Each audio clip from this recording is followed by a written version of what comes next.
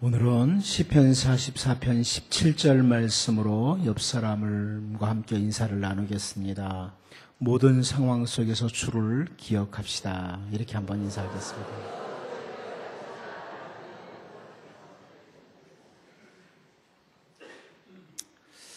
해가 지고 밤이 되어도 이 서울의 거리는 가는 곳곳마다 밝은 불빛이 쫙 있어서 정말 불야성이 됩니다. 불야성이다. 그러다 보니까 가끔 종종 그 밤에 알고 그러는지 모르고 그러는지 모르겠지만 라이트를 켜지 않은 상태로 운행하는 차량들도 가끔 봅니다.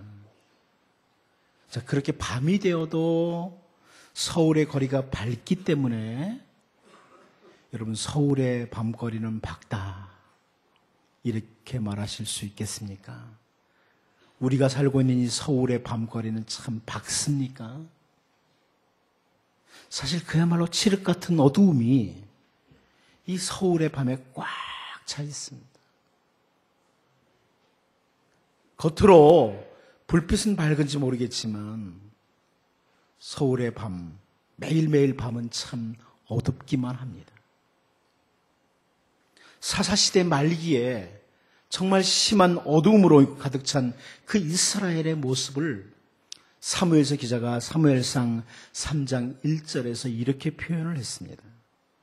이 사무엘이 엘리 앞에서 여호와를 섬길 때에는 여호와의 말씀이 희귀하여 이상이 흔히 보이지 않았더라.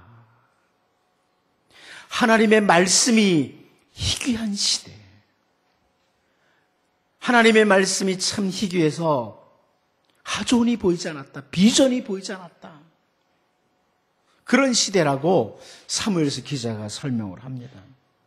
다른 표현으로 한다면 오늘 제가 말씀의 제목으로 삼은 것처럼 하나님의 백성이라고 하는 사람들이 하나님의 백성들이 하나님의 뜻을 놓친 시대, 하나님께서 기대하는 바를 놓친 시대가 바로 사사시대 말기고 어쩌면 우리가 사는 이 시대의 모습입니다.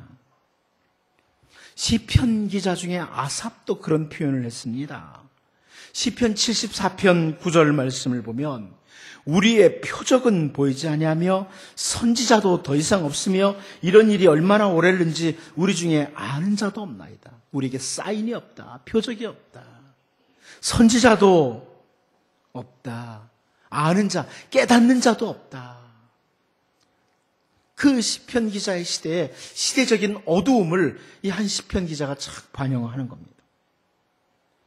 모두가 하나님의 계획도 하나님이 우리를 향하신 기대도 놓친 채 자기 멋대로 살아가는 시대. 영적인 칠흑 같은 어두움이 임한 시대. 시편 기자가 설명하는 거죠. 그런데 선지자 하박국도 자기가 살던 시대를 바라보면서 안타까움 가운데 호소하는 내용이 나옵니다. 하박국 1장에 나오는데요. 하박국 1장 2절을 보면 여호와여 내가 부르짖어도 주께서 듣지 아니하시니 어느 때까지리까 내가 강포로 말미암아 외쳐도 주께서 구원하지 아니하시나이다. 하박국 시대를 바라보니까 자기 시대가 강포가 가득하다, 불의함이 가득하다는 말이에요. 하나님의 백성이라고 하는 사람들이 하나님의 뜻도 놓친 채 강포, 불의로 가득 찬 시대, 그 시대를 바라보면서 선지자 하박국이 이 시대 가운데 우리를 건져달라고 그렇게 부르짖는데 왜 하나님, 왜 응답하시지 않습니까? 하는 기도예요. 그 시대가 어떤 정도의 상태였냐면 선지자 하박국이 1장 4절에서 설명을 해요. 이러므로 율법이 해이하고 정의가 전혀 시행되지 못하오니 이는 악인이 의인을 에워쌌으므로 정의가 굽게 행하여짐이니이다. 하나님의 백성들을 향하신 하나님의 뜻을 잘 전달해주는 그 율법, 하나님의 말씀이 있는데 말씀으로 하나님의 백성들이 자기네들의 삶을 든든하게 잡아매야 되는데 율법이 해이해졌다. 정의가 시행되지 않았다. 악인들이 오히려 의인들을 막 짓누르는 세상이다. 정의가 굽게 행해진다. 그런 시대를 말합니다. 여러분, 그런데 우리가 이 세 군데의 시대를 성경을 통해서 보았는데요. 사무엘이 어린 시절, 아사압이 그 시편을 기록하던 그 시절, 선지자 하박국의 그 시절, 그 시절의 모습, 그 시대의 모습이 성경을 읽어가다 보면 왠지 모르게 이 시대와 비슷하다. 이 시대와 너무나 비슷하다. 이런 생각을 하게 됩니다. 그러면 이 정말 어두운 시대에, 참 캄캄한 시대에 하나님의 백성들이 하나님의 백성답게 정말 하나님의 사랑을 받고 하나님을 사랑하는 백성들이 이 세상에서 하나님의 백성답게 바로 살기 위해서 무엇이 필요하냐? 오늘 본문을 통해 그 부분을 좀 보려고 합니다. 왜냐하면 이 열왕기상 1장을 바라보면 역시 어두운 시대가 보이기 때문입니다. 다윗이 죽을 때가 다 되었을 때, 나이가 많이 되었을 때 그 이불을 덮어도 따뜻하지 않았던 그 상황, 그 시대에, 그때에 다윗의 아들 아도니아가 하나님의 뜻이나 하나님의 계획과는 전혀 상관없이 스스로 왕이 되겠다고 하고 일어서고, 군대 장관 요압이 또 대제사장이라고 하는 아비아달이 역시 하나님의 계획과는 전혀 상관이 없이 아도니아를 따르고 있는 그런 시대, 어둠이 짙게 깔려있는 그 시대, 그때 등장하는 나단이라는 인물을 좀 살피면서 하나님의 뜻을 놓친 시대에는 이 시대를 살아가는 동안에 우리에게 정말 필요한 게 뭐냐, 이 부분을 좀 같이 좀 살피면서 하나님의 귀하신 뜻을 따르는 사람들로 우리의 옷깃을 여미는 그런 귀한 시간이 될 수 있기를 원합니다. 첫 번째로 오늘 본문을 읽어가면서 우리는 정말 선지자 나단과 같은 사람이 필요하다. 다른 표현으로 내가 나단처럼 이런 자세로 살아야 된다, 이런 말씀입니다. 선지자 나단과 같은 사람이 필요하다. 내가 나단처럼 이런 자세를 놓치지 말아야 된다. 오늘 본문 11절, 12절을 같이 한번 읽어보도록 하겠습니다. 같이 한번 봅니다. 시작. 나단이 솔로몬의 어머니 바세바에게 말하여 이르되 핫기스의 아들 아도니아가 왕이 되었음을 듣지 못하였나이까? 우리 주 다윗은 알지 못하시나이다. 이제 내게 당신의 생명과 당신의 아들 솔로몬의 생명을 구할 계책을 말하도록 허락하소서. 여러분, 이 상황은 이미 아도니아가요, 자기를 위해서 병거를 준비하고 기병을 준비하고 호위병 50명을 준비한 그런 상태예요. 그리고 군대 장관 요압이 거기에 같이 뭉쳤습니다. 자칫하면 나단 선지자는 자기의 생명을 잃을 수가 있어요. 이미 아도니아도 어느 정도 군대를 갖추고 있고, 거기다가 요압이라고 하는 장군이 아도니아 편에 섰습니다. 우리가 사무엘 상하를 쭉 보면서 요압을 보았어요. 그 사람은 자기 비위에 거슬리면 단칼에 죽이는 사람이에요. 그런 사람이에요. 그런 상황에서 자기의 생명보다는 하나님의 뜻에 집중한 사람, 나단과 같은 사람. 과거에 다윗이 잘못했을 때 우리아의 아내 바세바를 범하고 또 우리아를 죽이는 이런 잘못을 했을 때, 그때에도 선지자 나단은 죽음을 불사하고 왕 앞에 나가서 당신이 그 사람이라, 아따 하이씨, 당신이 바로 그 사람이요, 그 사람입니다, 이렇게 아주 강력하게 말을 했던 사람이 선지자 나단이었어요. 그런데 세월이 흘러서도 하나님의 뜻을 거스르고 스스로 왕이 되고자 하는 그 아도니아의 큰 세력 앞에 조금도 흔들림이 없이, 여전히 변함이 없이 하나님의 뜻을 바라보면서 움직이는 사람. 참 나단 같은 사람이 이 시대에 필요하다. 한마디로 선지자 나단을 표현한다면요, 하나님의 계획이 사람들에 의해서 무시되는 그 시대에 오직 하나님의 뜻, 하나님의 계획에 집중되어 있는 사람. 참 우리가 추구해야 될 바입니다.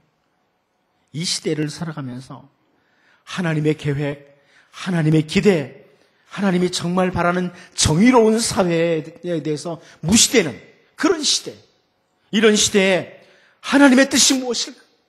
우리를 향하신 하나님의 기대가 뭐냐? 하나님의 계획이 무엇이냐? 여기에 집중되어 있는 사람.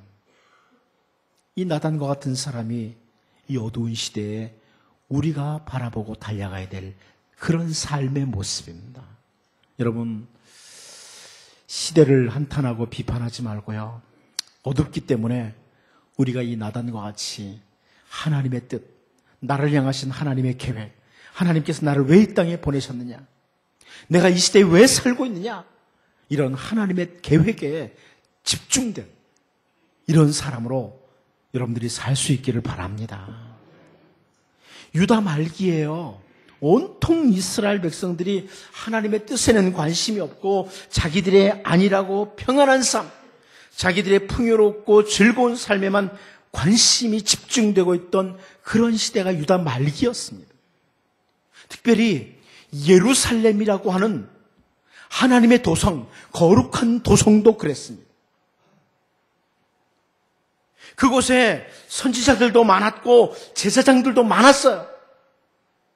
그런데 얼마나 시대가 어둡고 하나님의 뜻이 무시되는 그런 시대였던지 예레미야 5장 1절 말씀을 보면요. 너희는 예루살렘 거리로 빨리 다니며 그 넓은 거리에서 찾아보고 알라. 너희가 만일 정의를 행하며 진리를 구하는 자를 한 사람이라도 찾으면 내가 이 성읍을 용서하리라. 이렇게 말씀합니다. 하나님의 도성이라고 하는 그 예루살렘에, 그 거룩한 도성이라고 하는 예루살렘에 정말 정의를 행하는 사람, 진리를 구하는 사람 한 사람만 찾으면 내가 이 예루살렘 성을 용서하겠다. 하나님의 말씀이에요. 무슨 말이에요? 하나님의 말씀이 없는 시대였어요. 그 시대는. 선지자들도 많았고 제사장들도 많았지만 하나님의 말씀이 없는 시대였다. 심지어 선지자들에게도 말씀이 없었습니다. 선지자들에게도 말씀이 없는 시대. 여러분, 예레미야 5장 그 13절에 그 시대를 이렇게 설명합니다. 선지자들은 바람이라 말씀이 그들의 속에 있지 아니한즉 그같이 그들이 당하리라 하느니라. 여러분, 여기 바람이라는 단어는 히브리어로 루아흐라는 단어인데요. 이것을 영이라고 번역이 가능한 단어예요. 그런데 이것은 절대로 영어로 번역할 수 없고 바람이라고 번역해야 됩니다.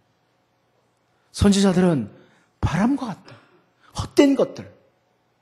선지자들이 말씀이 그 속에 없는, 여러분, 선지자가 말씀이 없으면 헛된 것 아닙니까? 그냥 바람과 같은 거예요. 헛된 존재들이라. 있으나 마나한 존재들이라.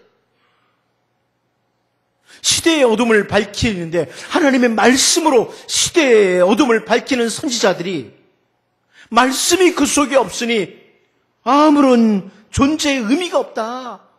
선지자들은 바람이라. 말씀이 없기 때문에 이 시대를 보는 것 같지 않습니까? 곳곳에서 설교가 이루어지고 있습니다. 목사들에 의해서. 그런데 말씀에 집중되질 않아요. 재밌는 이야기 해주면 좋아해요. 그걸 해주기를 좋아해요. 여러분, 강단에서 이솝우화를 이야기하면 이솝우화가 하나님의 말씀이 됩니까? 이 시대를 보는 것 같아요. 선지자들은 바람이라. 그런데 그 어두운 시대에 하나님의 뜻, 하나님의 계획을 따라 맡겨진 사명을 수행하면서 하나님의 뜻을 온전히 세우고자 했던 사람이 바로 선지자 예레미야예요. 선지자 예레미야의 외침이 예레미야 5장 31절에 나옵니다. 선지자들은 거짓을 예언하며 제사장들은 자기 권력으로 다스리며 내 백성은 그것을 좋게 여기니 마지막에는 너희가 어찌하려느냐. 저는 이 구절을 볼 때마다 이 시대에 예레미야가 이 시대의 우리를 향해서, 이 시대의 기독교를 향해서 외치는 것 같아요. 말씀 사역자들에게 말씀이 없으므로 바람 같은 존재, 말씀이 무시되는 시대, 하나님의 뜻이 무시되는 시대. 제사장들은 자기 권력으로 다스리고, 그런 시대에 선지자 나단과 같은, 선지자 예레미야 같은 오직 하나님의 뜻, 하나님의 계획에 집중된 사람들이 필요합니다. 여러분, 시대가 어둡습니다. 말씀을 전하는 자나 말씀을 듣는 여러분들이나 하나님의 계획이 무엇이냐? 나를 향하신 하나님의 계획이 무엇이냐? 하나님이 나에게 오늘 무엇을 기대하시느냐? 나의 삶을 통해서 하나님께서 내가 어떻게 살아내기를 원하시느냐? 여기에 관심이 집중될 수 있기를 바랍니다. 오늘 본문의 나단과 같이, 예레미야와 같이 온통 죄로 관영한 세상에 오직 하나님 아버지의 뜻, 여기에 관심이 집중되셔서 그 하나님의 뜻을 수행하기 위해서 십자가에서 고난당하신 우리 주 예수님 본을 보이셨어요. 그 어두운 시대에 하나님이 나를 향하신 뜻이 무엇이냐, 여기에 관심을 집중하시고 오직 여러 가지 유혹 속에서도 십자가를 향해 걸어가신 주님, 우리의 모든 죄를 지시고 십자가에서 죽으심으로 우리를 죄에서 건지시고 사망에서 건지신 그 은혜를 우리가 주님께 입었고 그 주님이 친히 본이 되어 주셨어요. 세상이 어둡거든, 시대가 어둡거든, 그때 하나님의 뜻에 집중해라. 여러분, 우리를 이 시대에 살도록 하신 그 하나님, 그 하나님의 계획, 하나님의 뜻, 나를 향하신 하나님의 기대, 이것을 우리의 삶의 순간순간마다 잘 발견하고 거기에 집중함으로 이 어두운 시대에 꼭 필요한 우리의 삶이 될 수 있기를 원합니다. 두 번째로요, 우리는 본문에서 하늘의 지혜가 필요한 시대다, 이것을 보게 됩니다. 이 어두운 시대는 하늘의 지혜가 필요하다. 선지자 나단과 같이 하나님의 계획에 집중된 사람, 이런 사람이 필요하고, 또 하나는 하늘의 지혜가 우리에게 필요하다. 시대가 어두우니까. 여러분, 본문 13절을 한번 볼까요? 13절을 한번 보겠습니다. 시작. 당신은 다윗 왕 앞에 들어가서 아뢰기를, 내 주 왕이여, 전에 왕이 여종에게 맹세하여 이르시기를, 내 아들 솔로몬이 반드시 나를 이어 왕이 되어 내 왕위에 앉으리라 하지 아니하셨나이까? 그런데 아도니아가 무슨 이유로 왕이 되었나이까 하소서. 이 선지자 나단이 솔로몬의 어머니였던 밧세바에게 가르쳐주는 말이에요. 그리고 이어서 본문 14절을 보면, 당신이 거기서 왕과 말씀하실 때 나도 뒤이어 들어가서 당신의 말씀을 확증하리이다, 이렇게 표현이 됩니다. 무슨 말입니까? 저는 이 부분을 보면서요, 선지자 나단의 지혜를 봅니다. 선지자 나단의 지혜를 보아요. 다윗이 아주 나이가 많이 들고 몸이 쇠해졌다고 했습니다. 사람이요, 나이가 많이 들어갈 때 좀 조심해야 될 것이고, 몸이 쇠해질 때 조심해야 될 게 뭐냐면 판단력이 흐려지는 거예요. 아무리 젊은 사람도 몸이 많이 아프면요, 판단력이 흐려져요. 삶이 힘들면 판단력이 흐려져요. 나이가 들어도 판단력이 흐려집니다. 이것을 우리가 조심해야 돼요. 그러니까 늘 기도해야 될 때 나이가 많이 들어도 정말 하나님의 말씀을 따라 올바른 판단력을 갖도록 여러분 기도하셔야 되고요. 때로는 우리의 몸이 약해질 때가 있어요. 질병으로 인해서도 그렇고 여러 가지 문제들로 인해서 막 약해질 때 있는데, 그때 판단력이 흐려지지 않도록 늘 기도해야 돼요.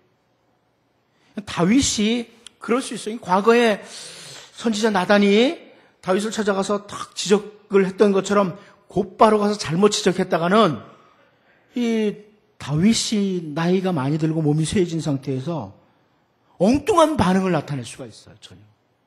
그래서 일이 더 꼬이지 않도록 지금 먼저 밧세바가 들어가서 다윗의 입을 통해서 했던 말들을 기억하도록 하는 거예요. 과거의 왕이 이렇게 하지 않았습니까? 이렇게 말하지 않았습니까? 기억하도록 한 후에 선지자 나단이 들어가서 결정적으로 말하겠다는 거예요. 이 뒷 이야기가 그런 내용이에요. 그렇게 하겠다는 거예요. 하나님의 계획이 사람들에 의해서 무시되는 그런 시대에, 하나님의 뜻을 놓치는 시대에 우리가 더욱 정신을 차리고 꼭 간절히 간구해야 될 것이 하나님이 주시는 지혜예요. 하늘로부터 오는 지혜라. 여러분, 지혜를 볼 때 제가 자주 언급합니다마는 야고보가 지혜에 대해서 크게 두 가지로 이야기를 하지 않습니까? 야고보 3장 15절 16절에서요. 하나의 지혜를 말합니다. 이러한 지혜는 위로부터 내려온 것이 아니요 땅 위의 것이요 정욕의 것이요 귀신의 것이니 시기와 다툼이 있는 곳에는 혼란과 모든 악한 일이 있습니다. 땅 위에 지혜가 있다고 합니다. 이 땅 위의 지혜에 대해서 정욕적인 것이라고 말하고 귀신의 것, 마귀가 주는 것이다, 이렇게 표현을 하고 있어요. 땅 위에 지혜가 있다. 이 세상의 지혜를 가리키는 거예요. 이것을 한마디로 이 세상의 말로 말하면 잔머리꾼이라는 거예요. 잔머리꾼. 아주 세상 사는 동안에 잔머리 잘 돌아가는 사람들 많죠? 그 대표적인 사람이 누구예요? 누구죠? 야곱이에요. 야곱. 아주 잔머리 잘 돌렸던 사람. 근데 여러분, 잔머리 잘 굴리면 우선 좀 잘 되는 것 같거든요. 처음에는. 그런데 고통스러워요, 삶이. 야곱이 얼마나 고통스러웠는지 아시죠? 야곱이 그의 인생 끝무렵에 했던 말이 험악한 세월을 보냈습니다. 그래요. 험악한 세월을 보냈다. 여러분, 자꾸 잔머리로, 이 세상의 잔머리로 이렇게 살려고 하면 죄송하지만 험악한 세월을 보내십니다. 세상에 이런 잔머리꾼들이 많아요. 우선 잘 되는 것 같죠? 형의 장자꽃도 빼고 막 잘 되는 것 같은데 인생이 괴로워요. 잔머리 굴리면. 오늘부터 주여 이 잔머리를 다 없애주십시오. 기도하셔야 돼요. 그 사람이 복 있는 사람. 그러면 진짜 복 있는 지혜가 뭡니까? 이어서 야고보가 야고보 3장 17절 18절에서 말합니다. 야고보 3장 17절 18절을 보면 오직 위로부터 난 지혜가 있어요. 첫째 성결하고, 다음에 화평하고, 관용하고 양순하며 긍휼과 선한 열매가 가득하고 편견과 거짓이 없나니 화평하게 하는 자들은 화평으로 심어 의의 열매를 거두느니라. 위로부터 난 지혜, 하늘에서 내려온 지혜, 하나님이 주신 지혜가 있는데 이것은 의의 열매를 거둔다는 거예요. 우선 당장은 똑바로 이렇게 하나님이 주신 지혜를 가지고 바로 살려고 하다 보면 잔머리꾼들에 의해서 치이는 것 같아요. 그러나 이 위로부터 난 지혜를 가진 사람은 결국은 열매를 거둔다. 하나님의 약속이기도 해요. 이것은. 대표적인 사람들이 누구예요? 요셉이나 다니엘 같은 이들. 그들은 위로부터 난 지혜를 가지고 있었어요. 하나님이 주신 지혜가 있었어요. 잔머리 안 굴립니다. 감옥에 끌려가면 끌려가고, 노예로 팔리면 팔리고, 포로로 끌려가면 끌려가고, 잔머리 안 굴려요. 그러나 그 가운데서 하나님이 주신 지혜를 받은 거예요. 그러니까 그 사람들의 삶이 어때요? 결국은 열매가 있어요. 열매 있는 삶. 모든 사람들이, 세상 사람들도 존경하는 그런 사람들로 바뀌어요. 그런데 여러분, 우리에게 이런 지혜가 있기를 원하는데, 하늘로부터 오는 지혜가 있기를 원하는데, 여러분 중에 나는 태어날 때부터 멍청하게 태어났어, 도무지 지혜가 없어, 이러십니까? 야고보서 1장 5절 한번 같이 볼까요? 앞에 있는데 같이 한번 볼까요? 같이 한번 보겠습니다. 시작. 너희 중에 누구든지 지혜가 부족하거든 모든 사람에게 후히 주시고 꾸짖지 아니하시는 하나님께 구하라. 그리하면 주시리라. 약속입니다. 하나님은요, 지혜가 부족한 우리들을 아세요. 그래서 지혜를 구하라. 지혜를 구해라. 위로부터 내려오는 지혜를 구하라. 하나님께 지혜를 구하면 후히 주시고 꾸짖지 아니하신다. 여러분, 부와 귀를 구하는 시간이 많죠? 주여 돈 좀 주세요. 주님 좀 열어주세요. 앞길 좀. 그런데요, 부와 귀보다 먼저 구해야 될 것이 지혜입니다. 하늘의 지혜. 하나님이 주시는 지혜를 주옵소서. 솔로몬이 혹은 다니엘이나 요셉이 부와 귀를 구하기보다는 하늘의 지혜를 따라 사는 삶을 구할 때 하나님은 부와 귀도 주셨습니다. 그래 여러분, 이 시대에 하늘의 지혜를 구하셔야 돼요. 여러분들이. 그리고 여러분 자녀들 다음 세대를 위해서 기도할 때도요, 하나님 우리 아들 잘 되게 해주세요. 그거보다 더 중요한 게 뭐냐면 하늘의 지혜를 주옵소서. 기도하세요. 하늘의 지혜를 주옵소서. 솔로몬이 다윗을 이어서 왕이 되었을 때 하나님이 맡긴 수많은 백성들을 다스려야 돼요. 자기의 지혜의 부족함을 깨달았어요. 그래서 하나님 내게 듣는 마음을 주옵소서. 레브샤마입니다. 듣는 마음을 달라고. 그 지혜예요. 하나님의 음성을 듣는 법, 시대의 소리를 듣는 법, 사람들의 말을 들을 수 있는 법, 이게 듣는 마음이에요. 레브샤마라고 합니다. 히브리어로. 그런데 이것은 지혜를 구한 거예요. 하늘의 지혜를 구한 거예요. 하나님께서 네가 지혜를 구했구나. 그러므로 부와 귀도 주겠다. 이렇게 말씀하시는 거죠. 여러분, 시대가 어둡기 때문에 하나님의 지혜가 우리에게 필요해요. 하늘의 지혜가 필요해요. 위로부터 내려오는 지혜가 필요해요. 바울 사도가 로마서 12장 2절에서요. 너희는 이 세대를 본받지 말고 오직 마음을 새롭게 함으로 변화를 받아 하나님의 선하시고 기뻐하시고 온전하신 뜻이 무엇인지 분별하도록 하라 그럽니다. 분별하도록 하라. 하늘의 지혜를 따라서 이 시대, 이 세대를 본받아서는 안 될 이런 시대에 내가 정말 어떻게 하면 하나님이 나를 향하신 선하신 계획을 알까? 하나님이 정말 기뻐하시는 뜻은 무엇일까? 하나님 앞에 온전하신 그 뜻은 무엇인가를 잘 분별하는 이 사람, 어두운 시대에 더욱 필요해요. 여러분, 하늘의 지혜를 구하심으로 정말 신실한 하나님의 사람들로 살아갈 수 있기를 바랍니다. 마지막 한 가지 더 보겠습니다. 또 하나 필요한 게 있습니다. 함께 동역할 사람이 필요한 시대다. 여러분, 시대가 어둡기 때문에 함께 동역할 사람들이 필요합니다. 오늘 본문 15절 이하를 쭉 보면 선지자 나단의 계획을 따라서 밧세바와 함께 하나님의 뜻을 이루기 위해서 동역이 이루어지고 있습니다. 물론 솔로몬이 밧세바의 아들이기 때문에 이 일을 위해서 가장 적절한 동역자죠. 그런데 시대가 어두울수록 하나님의 뜻을 수행하려고 하는 사람들에게는요, 무엇을 보아야 되냐면 내가 연약한 인간이라는 것을 확인하셔야 됩니다. 내가 하나님의 뜻대로 살아야 되겠다 하는데 바로 확인되는 게 내가 그렇게 바로 사는데 연약해요. 어떻습니까? 저는 그래요. 정말 그 말씀을 따라서 살아보려고 애를 써봐요. 그런데 어느 날 보면 넘어져 있어요, 제가 걸어온 길을 딱 돌아보면 삐뚤삐뚤 걸어온 거예요. 그래서 서로 붙들어주고 세워주고 똑바로 걸어갈 수 있도록 같이 가야 될 동역자들이 필요한 거예요.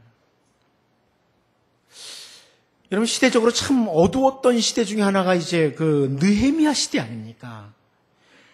그 시대에 아주 정말 하나님의 뛰어난 사람 느헤미야, 역사의 어둠을 깨뜨린 사람이 느헤미야예요. 그 느헤미야는 한마디로 기도의 사람이요, 말씀의 사람이요, 충직스러운 사람이고 정말 뛰어난 지도자였습니다. 우리가 그 리더십에 대해서 뭔가 연구를 하려고 하면은 느헤미야를 보지 않으면 안 돼요. 느헤미야는 정말 스피리추얼 리더십이 강했던 사람이에요. 뛰어난 사람. 그런 사람이에요. 그런데 그런 느헤미야가요, 느헤미야 8장 1절 말씀을 보면요, 이런 말씀이 나와요. 이스라엘 자손이 자기들의 성읍에 거주하였더니 7째 달에 이르러 모든 백성이 일제히 수문 앞 광장에 모여 학사 에스라에게 여호와께서 이스라엘에게 명령하신 모세의 율법책을 가져오기를 청하매, 이런 말씀이 나옵니다. 이게 무슨 말씀이냐면요, 느헤미야는 하나님의 백성들이 하나님의 뜻을 따라서 올바로 살기 위해서, 그렇게 자기가 백성들을 끌고 나가기 위해서 내 힘만 가지고는 안 된다는 걸 알았어요.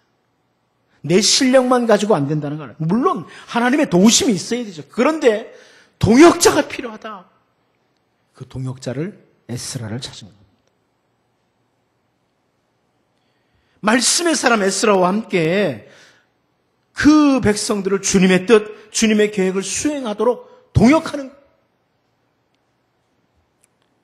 여러분, 엘리야 선지자를 알죠? 엘리야 선지자가 큰 낙심을 한 상태에서 하나님 앞에 하는 말이, 주님의 선지자들은 다 죽임을 당하고 저만 남았어요.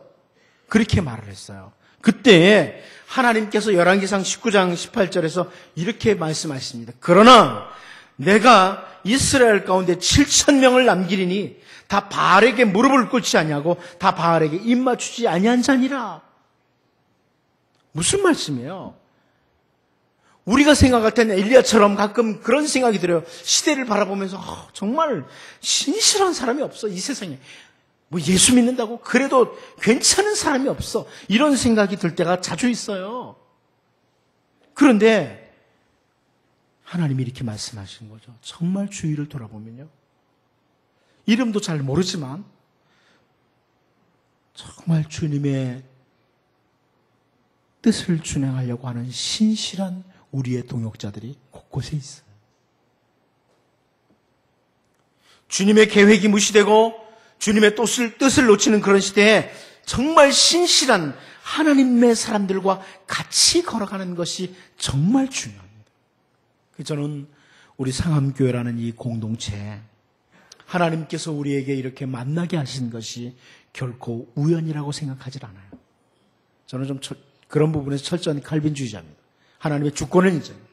우리가 우연히 이렇게 만난 게 아니에요.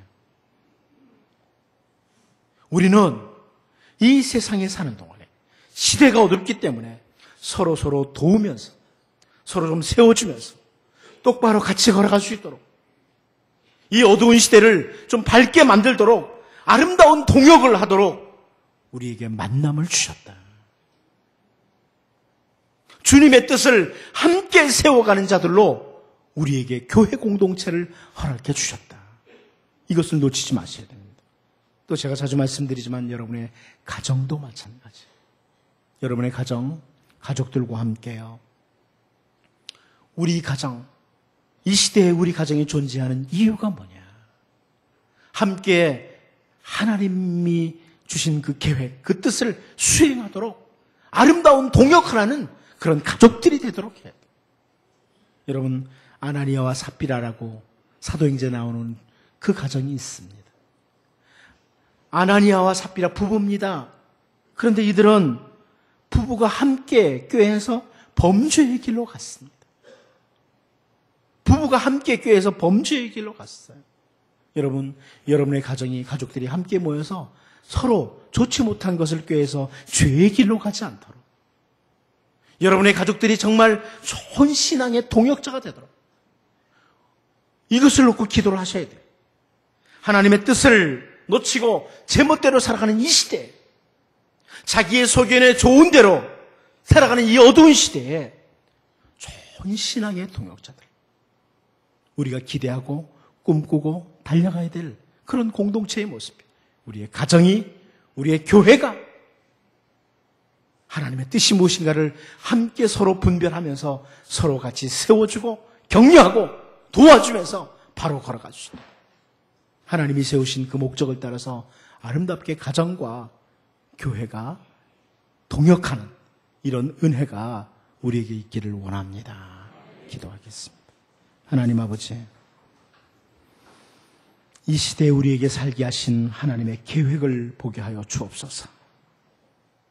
시대가 어둡기에 과연 하나님의 기대가 무엇인지, 하나님의 뜻이 무엇인지에 좀 더 관심을 집중하게 하시고, 특별히 하나님, 여기 머리 숙인 모든 주의 백성들에게 하늘의 지혜를 주시옵소서. 하나님의 지혜를 주셔서 시대를 올바로 분별하고 하나님의 뜻을 바로 분별하고 신실한 하나님의 사람들로 살게 해 주시옵시고, 우리가 모두가 다 좋은 동역자들 되게 하여 주옵소서. 우리의 가족들이 하나님의 뜻을 이루는 좋은 동역자들이 되게 하시고, 우리 교회가 어찌하든지 하나님 앞에 올바로 서는 이 일에 서로 동역하고 세워주는 그런 동역자들이 되어서 아름다운 하나님 나라, 어두운 세상에 빛을 발하는 그런 저희들이 되게 하여 주옵소서. 예수님의 이름으로 기도하옵나이다. 아멘.